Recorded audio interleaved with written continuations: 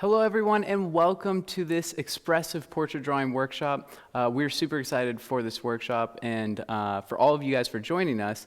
We actually have a live audience today, some of our apprentices here with us, so that is super exciting. And it is nerve-wracking. We've never had a live audience before. It's a little different when you have the camera versus having people, but it's fun and it's fun to spice things up, don't you think? Yeah.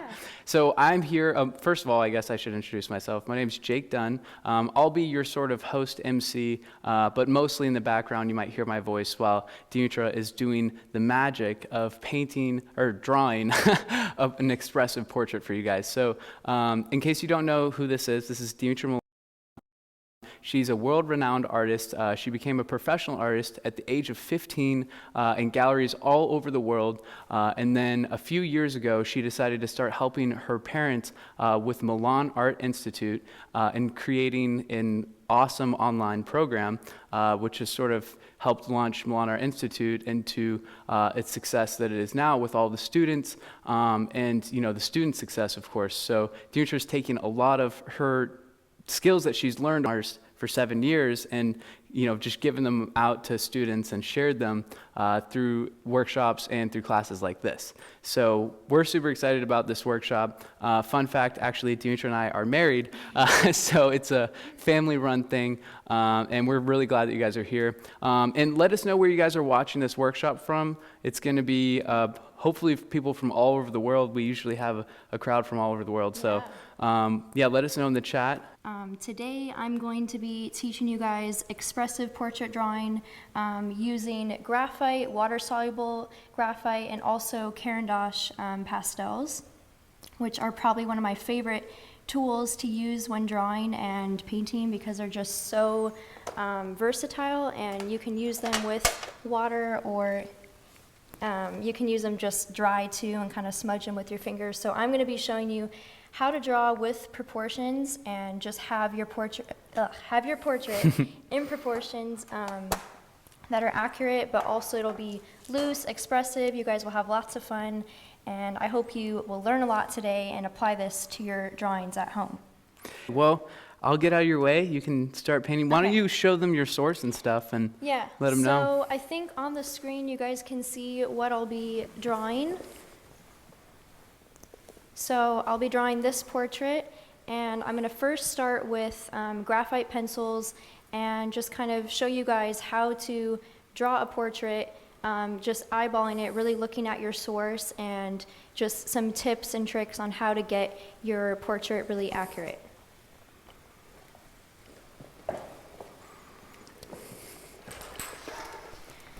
So I usually like to, in my process, start with drawing, and I like to use just plain graphite pencils, and I always go light to dark because if you make a mistake and you're just pressing really dark, like pressing really heavy with your pencil, then it will be really hard to erase it, and you want to have like a really light hand while drawing. So also using a black and white photo source is really helpful to see just all the different shadows and the different tones in your drawing. So I'm going to start with, I always like using darker pencils because they're softer. So I'm using an 8B, but I just press really lightly with it.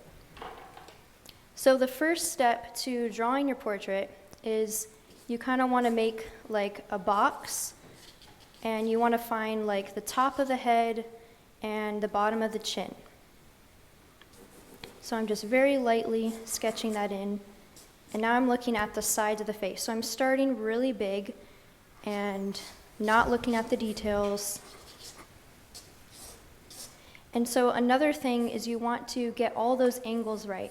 And I notice a lot of beginners or just people who are maybe starting out drawing, they are very round with everything, and they kind of just round everything out, and that makes your portrait looks really cartoony. So you want to keep everything very angular.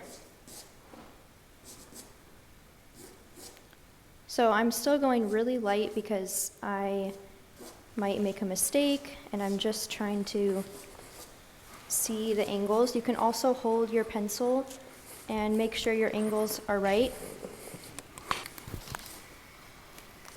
Okay, so once you kind of have like generally how big your face is going to be, you want to look at the center axis of the face. So if your head is straight on, then it will probably be right in the middle. But if it's turned, it's going to be kind of like a 3/4 line. So her head is slightly tipped down, and it's about right here. So I'm just looking at her nose, her lips, like everything will line up with that center axis.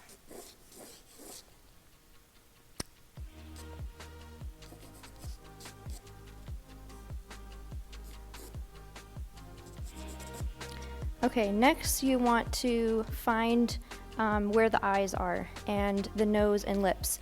So usually people like to put the eyes like kind of high where the forehead is. That's kind of like what our left brain tells us about faces, but it's not true. Eyes are just right in the middle of your head. Because her head is slightly tipped down, they're slightly higher than the middle, but they're about right there. And again, just make sure that your angles are correct during this stage, so you can hold your pencil up, make sure that it's the right angle. And because her face is tilted, everything is slightly tilted down. So her nose is like right here, lips are right here.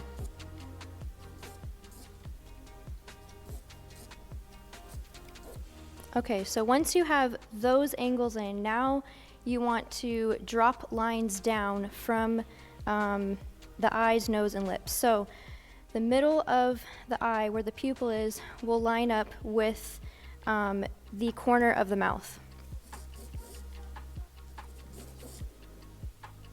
So these are some really great tips when you're drawing portraits and you want to have, like, let's say something just looks off, then you want to check these lines and make sure things are lined up where they're supposed to.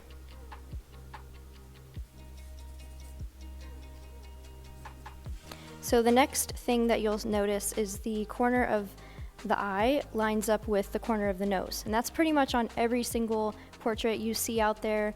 That's just how our faces line up. Of course, there's probably some exceptions because no one has perfect symmetry in their face, but this is generally where things line up.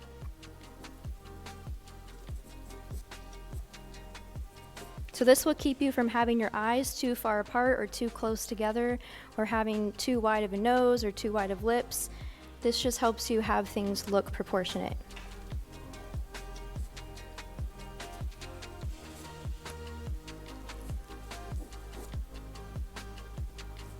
Okay, so now that we have things kind of lightly mapped out, you can start to darken some of those lines where you think, where it's most accurate. So I'm starting to darken her jawline.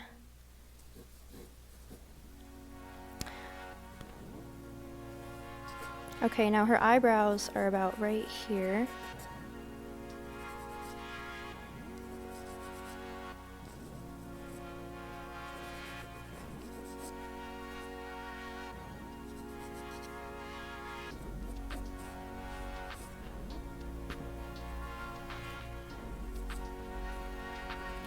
Okay, so once you have things kind of mapped out, you can start to just draw your portrait because you have everything in proportion now, and now you can start adding those details where if you just start like straight with the nose or the mouth and you kind of work on that one part, you'll start to get lost and things won't really line up. But if you do this step first, everything will be pretty accurate and proportionate, and your portrait will look a lot better.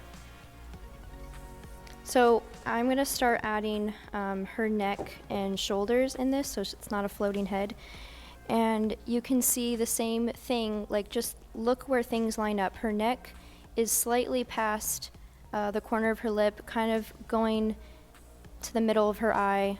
So it's like right here.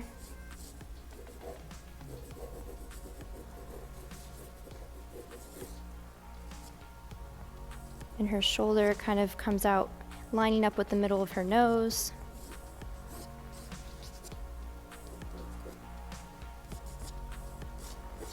And you can also just keep checking with your pencil, like the angle of things.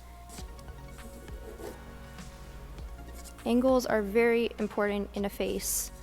So make sure your angles are correct.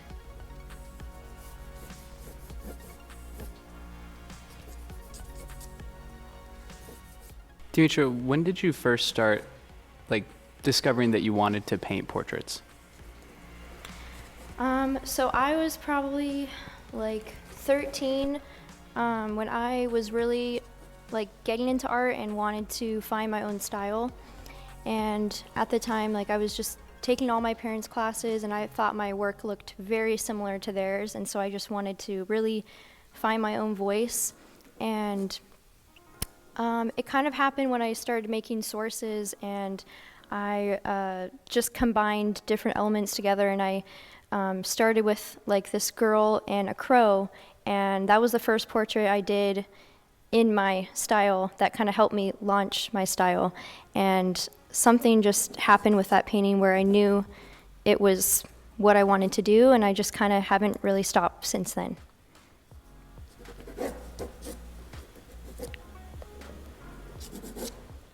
Okay, so you can also just adjust by erasing lines too. I think her neck is too wide, so I'm going to erase this. Just go really lightly. Okay, so now I'm going to start filling in some of her features, and I like to be really kind of round in this process, like gesture drawing. I'm looking for the inner shapes, like in the lips and the nose, and I'm going really lightly, kind of trying to find the ball of the nose.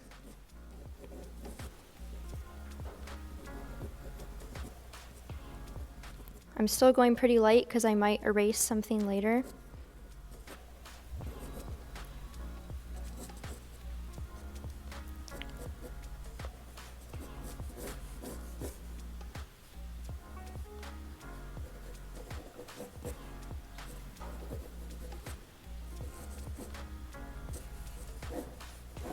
Okay, and now I'm noticing that maybe her face is a little too wide here.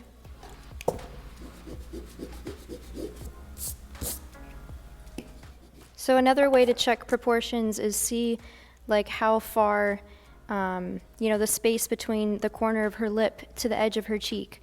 So maybe that's actually right there.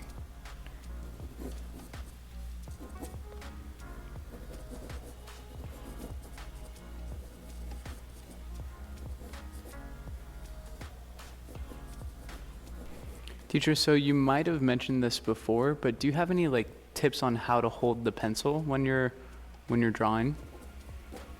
Oh yeah. I would just be really loose with your arm, and you're kind of using your whole arm to draw. So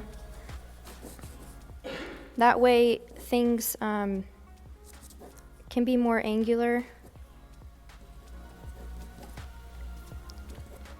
It is hard to talk at the same time while I'm drawing. So could you elaborate a little bit on like what you mean by be loose with your arm? So like you want to use kind of your whole arm while drawing, and instead of just sitting here with your wrist like this, you'll just, it just makes more like accurate lines when you do that. And you're specifically going from your shoulder too, right? Rather than when you say using your whole arm, you're like drawing from the shoulder? Yes. Okay.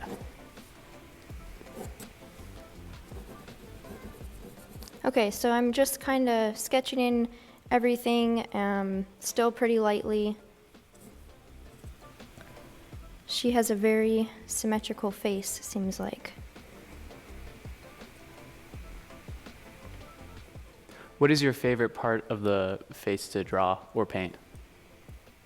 I really like doing, I don't know, the whole face pretty much is fun for me. But, okay, I'm noticing some things are definitely off here. I think her eye is too high, so I'm just adjusting that. I'm gonna bring it lower down here.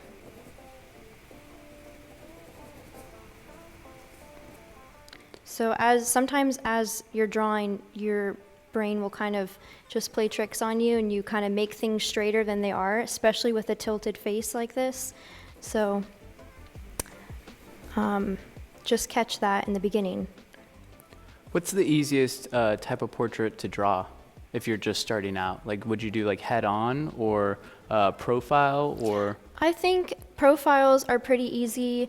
Also, head-on is very easy. I think doing like a 3/4 view face is probably the hardest because you're, like I was saying, like your brain definitely plays tricks on you, and it's trying to like, you guys can probably see maybe, it's trying to like make things straighter. And so I would say, yeah, this portrait I'm doing now is probably one of the most difficult poses.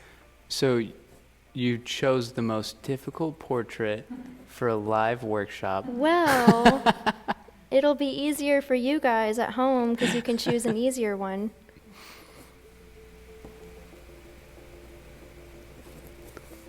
It's coming along though. Okay.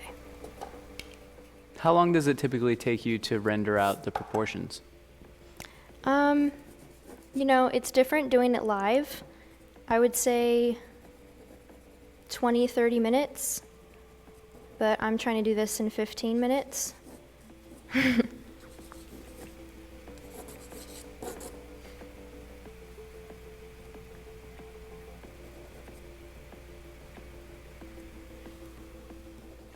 Also, for everyone watching back at home, it is a little bit harder to tell if her proportions are accurate on the camera because of the angle of the camera also gives you a different perspective on it. So, you know, when looking at the source and looking at the angle or looking at the drawing that she's doing, it's hard to tell exactly. So if you get the proportions wrong, how do you go about fixing that? Hopefully you won't have to show us, but. Well, I was kind of fixing some. It just, like, the more you look at your source, the more you'll see things.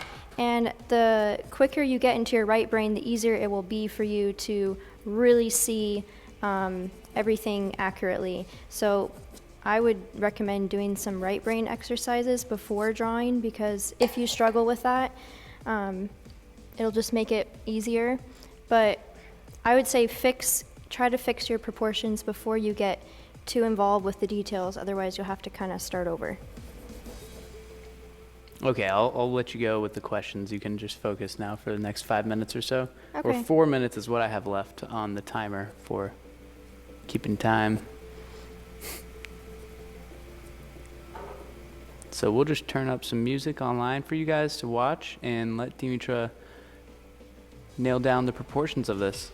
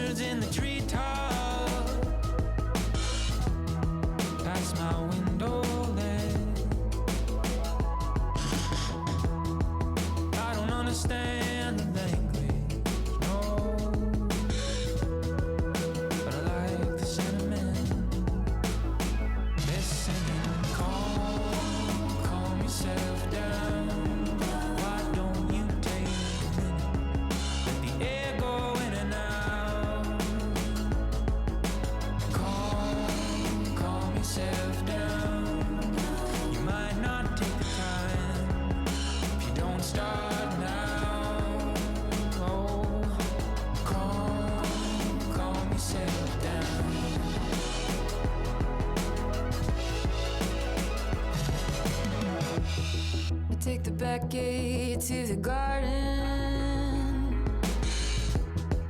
That's the waste I've been. Spend an hour with the sunshine on my mind. Universe spin. Universe spin. And singing, calm yourself down. Why don't you take a minute? Let the air go in and out. Now, calm yourself down. Okay, so Dimitra, you're about to move on to the next section, and what is that? So now that you have all your proportions and everything kind of mapped out and sketched in, you can start adding form, and that's going to happen with as you start shading in some areas. So with the graphite stage, I still like to just add a little bit more with shading and kind of getting some more details with the pencil, because you can be so precise with these, you know, like as it's sharpened, you can be just really fun to like add those details and shade some of it. So the darks and the lights will create form. And by looking at this source, kind of half of her, the left side of the face is kind of in shadow, the right side has a lot of highlights. So one way to get these highlights, you can shade a little bit, a section, and kind of smudge it with your finger to get it really soft. And then you can use an eraser and start erasing those highlights. So there's a lot that you can add with the graphite and still be pretty expressive with it. Personally, I like sketches to have kind of this sketchy look with like showing all this kind of underdrawing stuff with all the angles. I think that looks really cool. So it's up to you how smooth you want it to be. You can also just get your eraser and kind of erase some of those lines that helped you get it in proportion.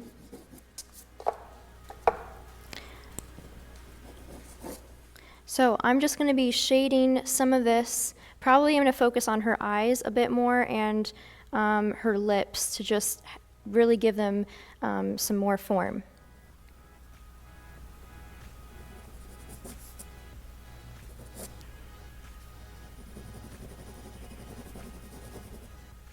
So her lips are such a good example for this, because you can see here it's really dark on this side, and then this side has a really bright highlight. So I'm going to leave the white of the paper as the highlight and just kind of shade. But this will create a lot of form, so you really feel the shape of the lips. So Dimitra, at what point do you start getting more expressive and loose with your mark making? Or is that just something that you do with the Caran d'Ache, or do you ever use the water-soluble graphite for that too? I'm going to use that pretty soon in the next step after I am done with this graphite. This is just regular graphite pencil, but I am going to move to some water-soluble graphite, which is really fun to get some very expressive marks. So I'll show you that in a little bit. But I just like to get a few more details in before I get more expressive.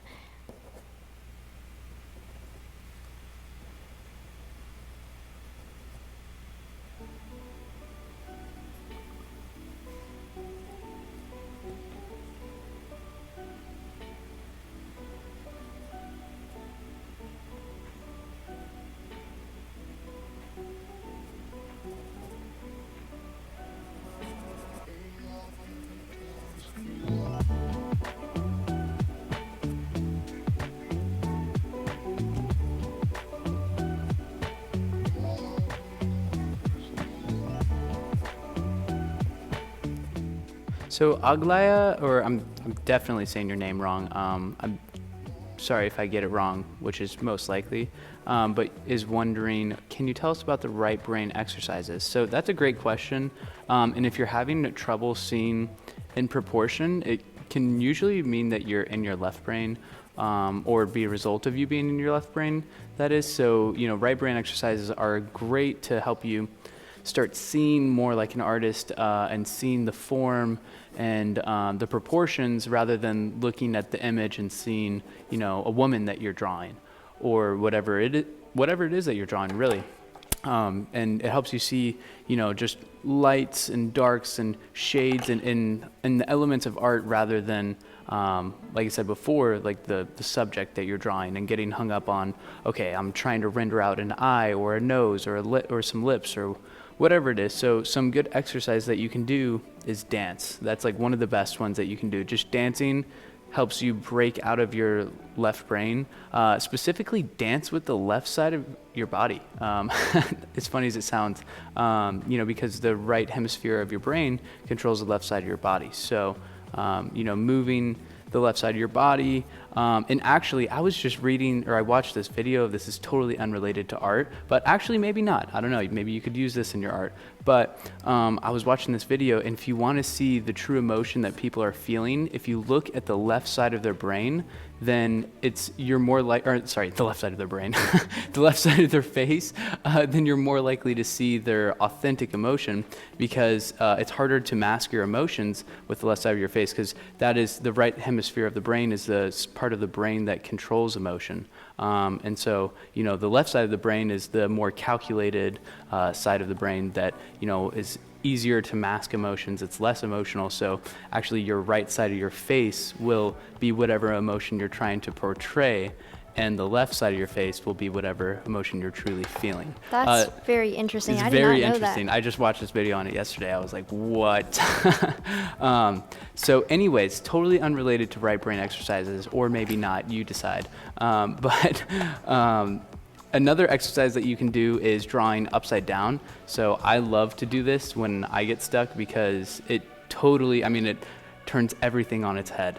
You get to just look at something from a totally different perspective, and it can help you break free of whatever, imagery it is that you're stuck on drawing, and get really creative with it and expressive with it, and actually see it for as it truly is rather than how you think that it is, because sometimes there's a big difference.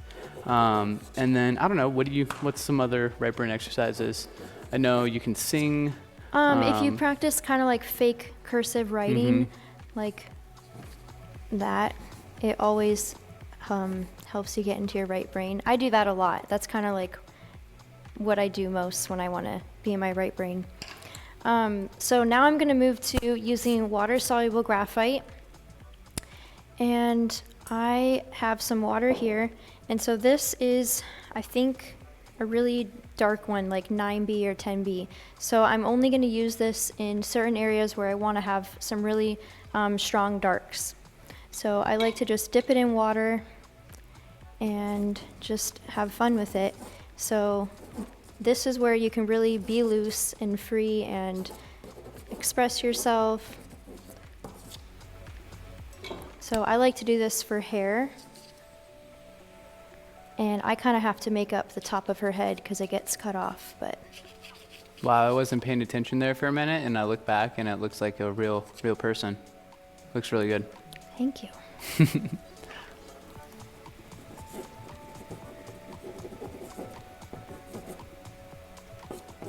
Now that I'm analyzing what I just said, it sounded like a backhanded compliment, but I meant it genuinely. It's a real person. It's really good. I can't wait to see you add Caran d'Ache onto it. There's I like know, this that's magic. the best part. Yeah.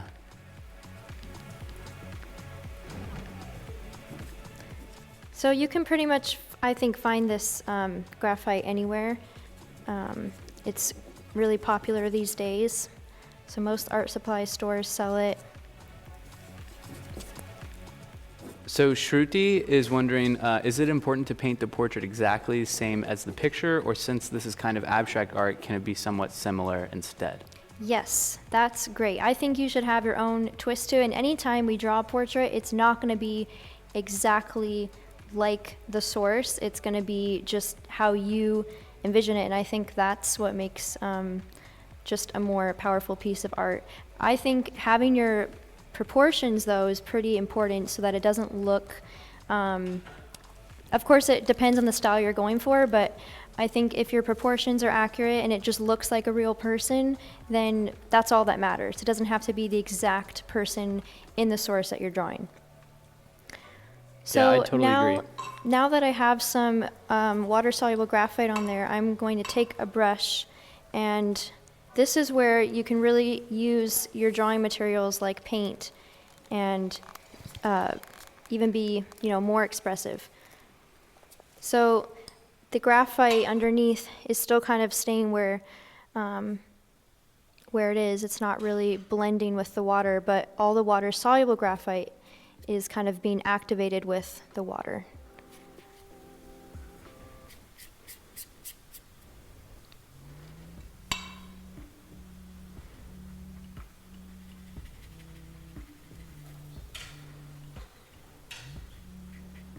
Okay, so you can still be adding some form here, like this is in shadow under her neck.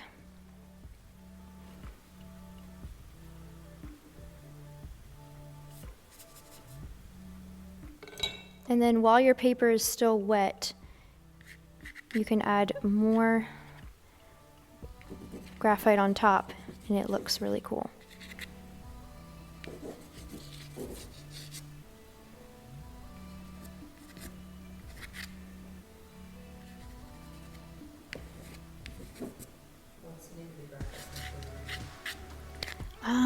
I'm not sure. There's no wrapper on it. I can't remember the brand. Very sorry. But I know a lot of brands that sell it. I think Derwent is a really good brand.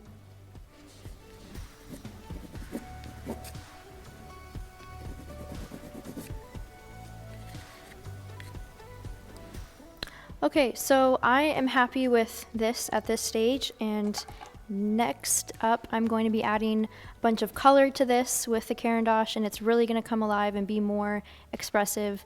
But first we're going to take a small break, and we'll be right back.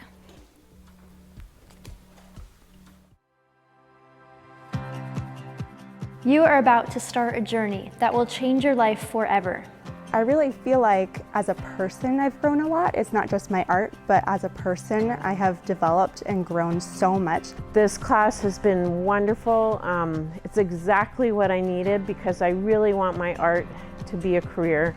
It really formed like a new version of myself. I'm Ellie Milan. And I'm Dimitra Milan. And we are your instructors throughout the Mastery Program.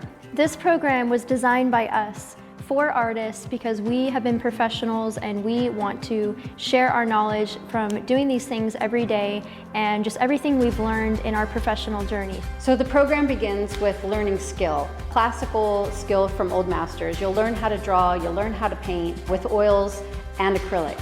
I've learned so much from color theory, how to use oil paint to create truly masterpieces. And I love just every week discovering something new and learning something new and then going on to the next task, and I could really see myself progressing through it. It was just amazing. We also teach a mixed media portion where you'll learn all kinds of contemporary techniques. You'll learn how to find your voice, how to identify your personal aesthetic, and how to develop your unique style. The voice section of this program is what really sets us apart because it is so crucial and important for artists to know their personal style and voice, and we help you find that. The difference between my art before and my art after is immense. There's depth, there's voice, there's style, people connect to it, and that's because I'm actually painting from deep inside now versus before. Another aspect to this course that really sets us apart is the marketing. We actually teach you how to build a personal brand, how to create all kinds of marketing collateral, how to create a marketing strategy, how to promote your artwork, how to sell your artwork online with social media, websites, all kinds of things. And it's really, really a unique part of this. And we teach it from the vantage point that we do it. We've done it. We've been doing it. I've been a professional artist for 25 years. So that is really, really unique, that professional artists that are still selling their artwork, still living this out day to day, are teaching you what we know. And this program is also very organic. As we learn more things, especially in marketing, we keep adding to the program, which you have lifetime access to.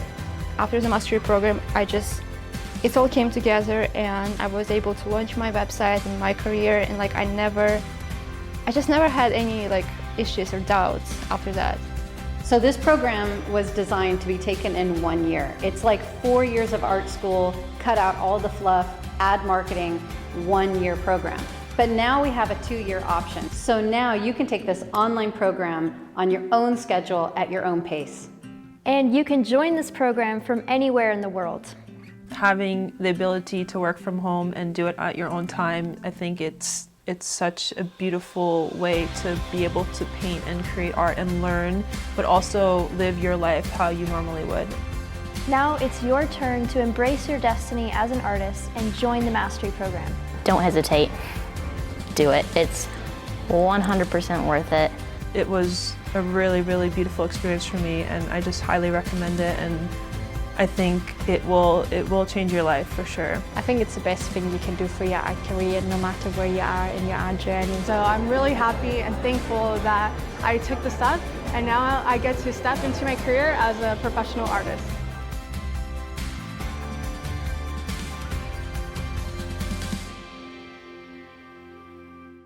Okay, so I have Caran d'Ache here.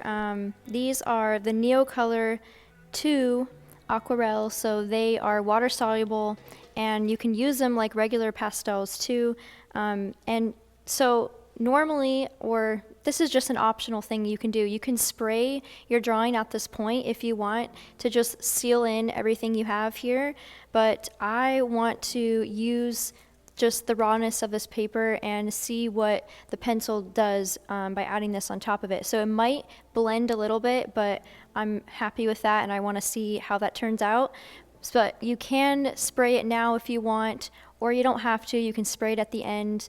I think it's always good to spray your drawing so everything stays in place. So once you activate this stuff with water, it can be activated again, so until you spray it. I am just adding a variety of colors. So I have greens, orange, browns, some purples, some blues.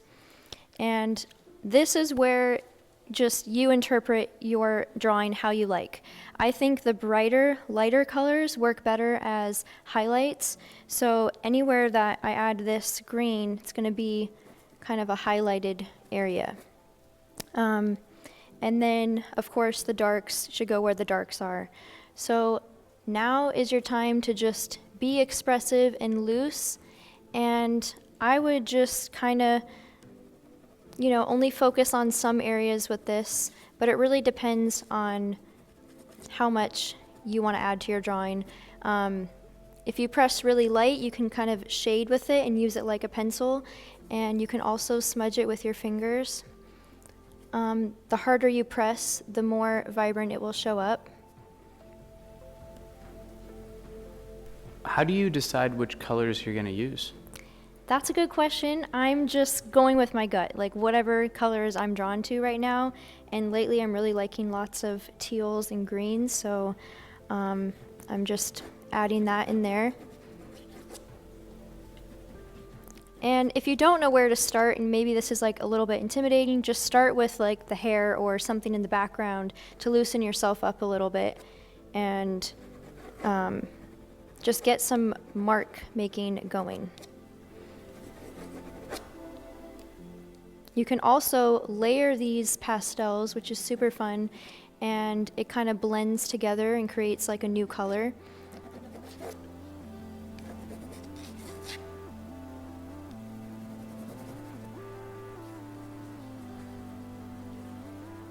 So I'm just going over some of the pencil just to darken some of the areas a little bit more.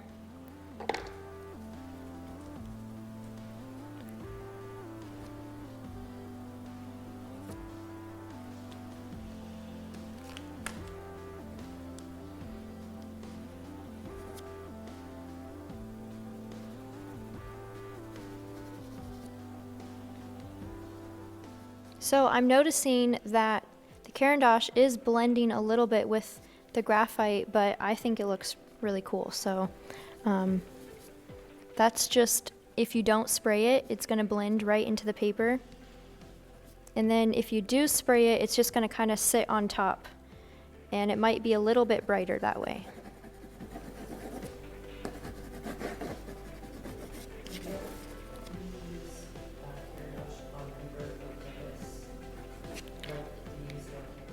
Oh yeah, you can use these on canvas.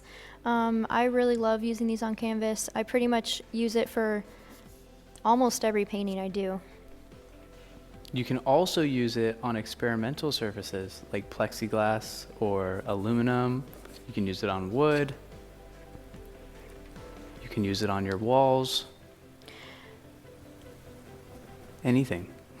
So also, I think there's certain areas of the face where you can be more expressive, and this will just, add some more form to it. Right here is kind of like a blank white space, but in the source, it's darker here, and you can sort of see her cheekbone line right here, but I want to accentuate that. So what I like to do in cheeks is just kind of be like, just add some more mark making there.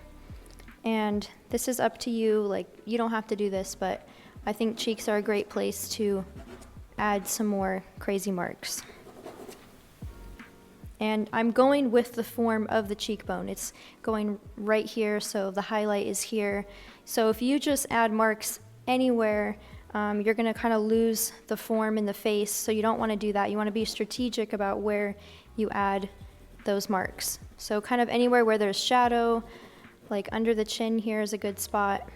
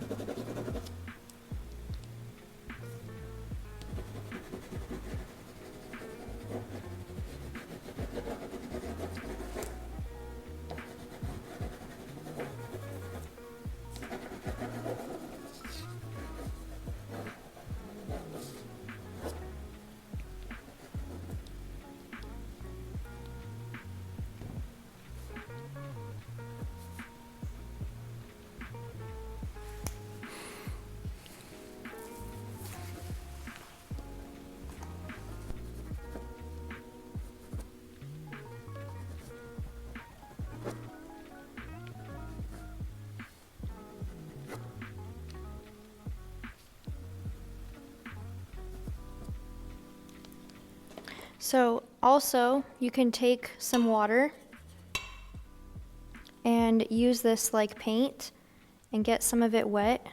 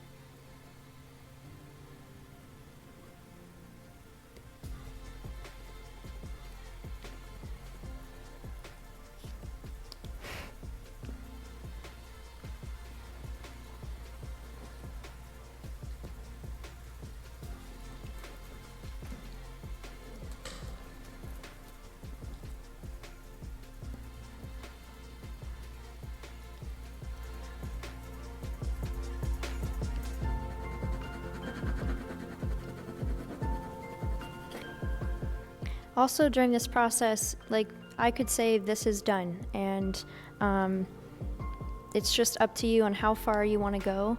I think I want to add more details to the eyes to make them stand out a little bit more.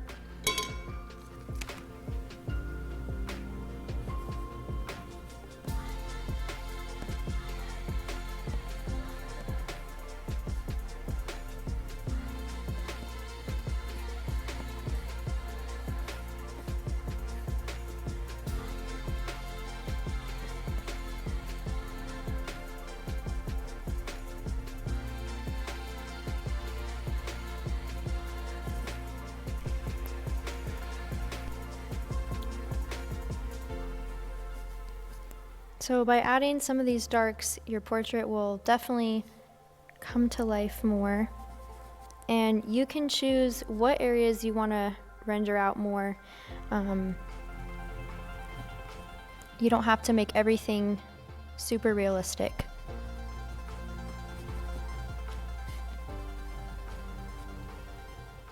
Demetra, do you ever sharpen your crayons? I haven't yet, but that would actually be very useful if I did. I can get you a sharpener if you want one. Oh, it's okay. You sure? There's one right on my palette over there. It's okay. I'm close to being done with this, I think. Okay. So you can also just squint your eyes, look at your source, and see where the darkest darks are. And just by adding that, it's going to add a lot more contrast and form to it. So definitely here by her neck, both eyes and her lips have a lot of dark. So just kind of adding that in with this indigo blue.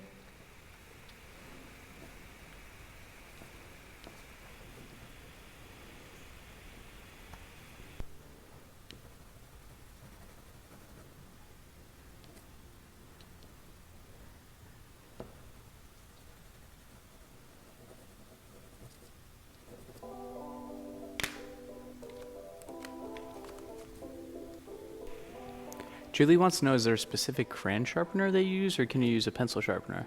I've always just used the large hole on a pencil sharpener, but like, you know, when they have the 2 holes on them.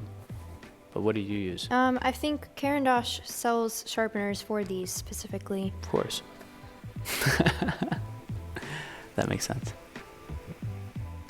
Caran d'Ache is an amazing, amazing company. If you guys have never used their art materials before,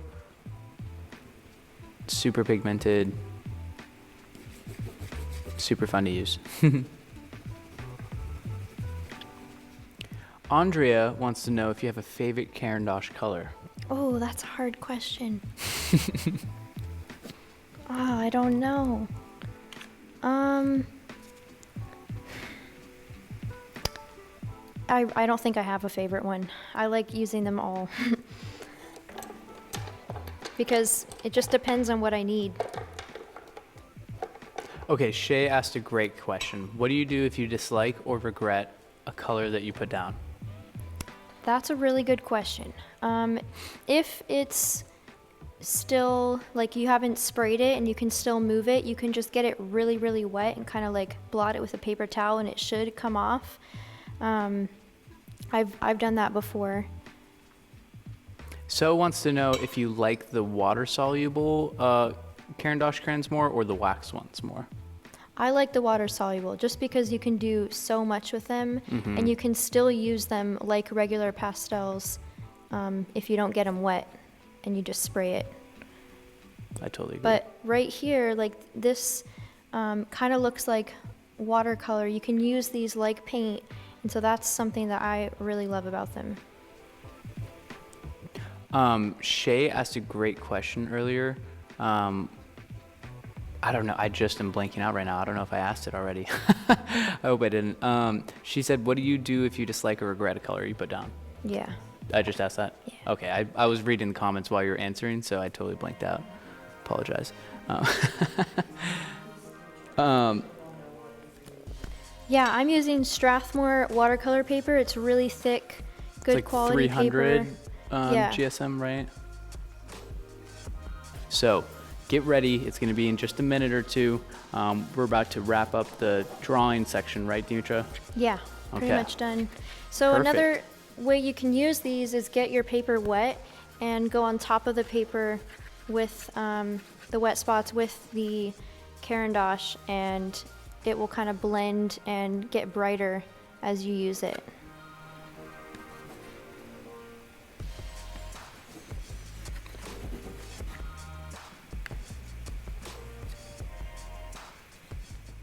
So Tori wants to know, how do you lay down so many colors but not make it look like a rainbow or childish? You use so many colors, but it's still so elegant. I agree. Well, thank you. I think it's because of the graphite. It has that undertone of grays, and so it balances out all the color in there. And so that's kind of like what I like to do for my drawings, so that it doesn't, you can still use lots of color, but you have the neutrals to balance it out. That's the secret sauce right there. It's the graphite. Okay, so I think this is done for now. Probably later I would add paint to this and make it finished. But I hope you guys really enjoyed this process and you learned a lot about proportions and how to really draw portraits accurately and be expressive with your mark making and adding color. Well, that's it. That's all that we have, right? Yeah, so thank you guys for watching this workshop. I hope you guys had lots of fun and learned a lot. And I would love to see the drawings that you create after watching this, or if you create one while you're watching it, post it and tag us. And I would love to see it. And thank you so much for joining.